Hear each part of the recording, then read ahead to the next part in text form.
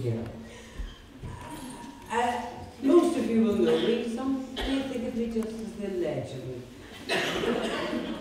Before introducing tonight's programme, I am asked to remind you that should there be a fire, one is to exit promptly through the exits to my left and right, and the doors through which you have already come. I'm also asked you to turn off your mobile phone. I'm not sure what that is. So, tonight's programme, who are Portrush Film Theatre? Well, my researchers inform me they are from the community, your community. They're from the arts, education, public service, and yes, the unemployed.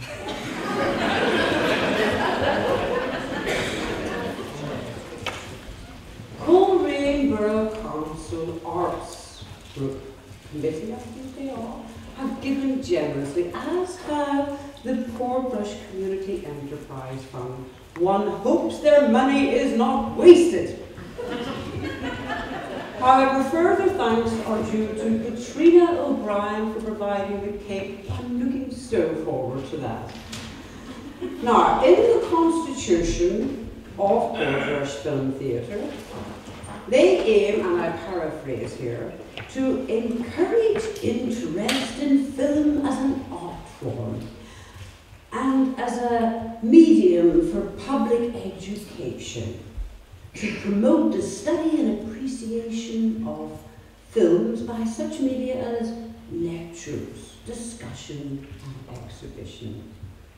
Tonight's film falls far short of the above. It is not a good film, people. Not a good film. Portraying both the 1980s, a great era for Britain, the Conservative government, and myself particularly, as a domineering, unyielding, and an enemy of the miners. In fact, I was a strong leader. I was determined in my policies, and I was a full supporter of the working miner. Pride focuses on a local Portrush man, Mark Ashton, who goes to London and goes astray. As a mother, I know this can happen even in the best of families. My own son Mark took bad advice when he lived in South Africa. Someone who, like myself, lived through this period is here tonight. He has travelled far, not through time as myself, but from the mainland. And he will be here tonight. Robert Kincaid, I sincerely hope, Robert, that you put the truth to the matter of this film tonight, which is an absolute fantasy. Robert will speak for a few minutes after the film here in the auditorium, and will be available for a question and answer session in the bar downstairs afterwards, should you wish to pursue the matter further. One last thing, and I'm afraid someone has neglected to bring the tickets in for the raffle. I see some minions scurrying off into the distance. The last thing I want to say about this film is that the music was absolutely dreadful. And some poor, unfortunate being in the auditorium tonight is going to win a CD, if anyone understands what that is, of the soundtrack. I sincerely hope it is not myself. To pick the winning ticket, Nuala Traynor, who you marked very well indeed, before he went astray, I presume, Nuala, shall come up and say a little bit about Mark before the beginning of the film. Are we? Thank you so much.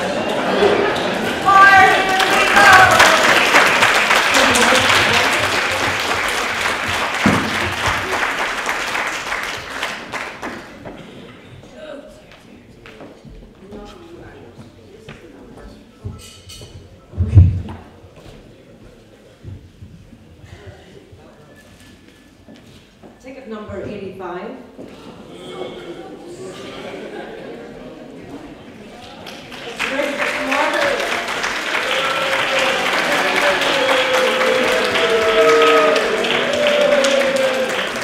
Margaret's going to be a hard act to follow, I'm afraid.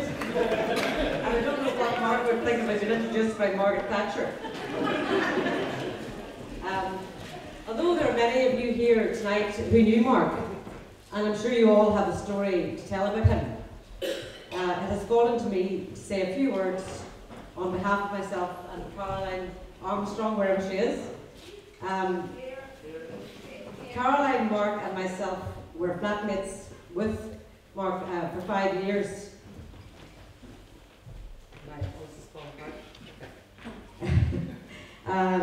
In the penthouse apartment, Ladbroke Grove, London. And for those of you who visited us there, know it was an unusual penthouse suite. The most common response to it was, "Great Scott," and we were so cool that we didn't want to say, "Well, we actually paid for this." We had hundreds of people passing through the door there. From the Jehovah's Witness, who took 6 sugars in her tea, to Boy George, who probably wasn't even offered a cup of tea. But Mark, while he described himself as a Portrush native, he actually came from a Lancashire coal mining village and relocated to Portrush when he was 8. We went there the summer before he passed away to visit his granny and his old school. So it's really no surprise that he connected with the Welsh coal miners. He understood these people and their plight. He was one of these people. Mark could hold a conversation in 3 different languages with 3 people at the same time: Lancashire, Portrush and London. And the strange thing was, nobody ever batted an eyelid about that. That was just him. But like us all, Mark had many sides to his personality, and he lived them all. And on any one given day, he could be any one of the characters. And I believe he lived in the moment, in the present, without a fear of expressing himself, his beliefs, crossing boundaries, challenging, breaking rules, and above all, he made the most of every moment that he had. If there's any one thing I carry with me, is one of Mark's favourite quotes, and this is Margaret Atwood, The Handmaid's Tale, and Fletcher from Porridge, if you remember Fletcher. And the quote is, "Don't let the bastards grind you down." Thank you very much.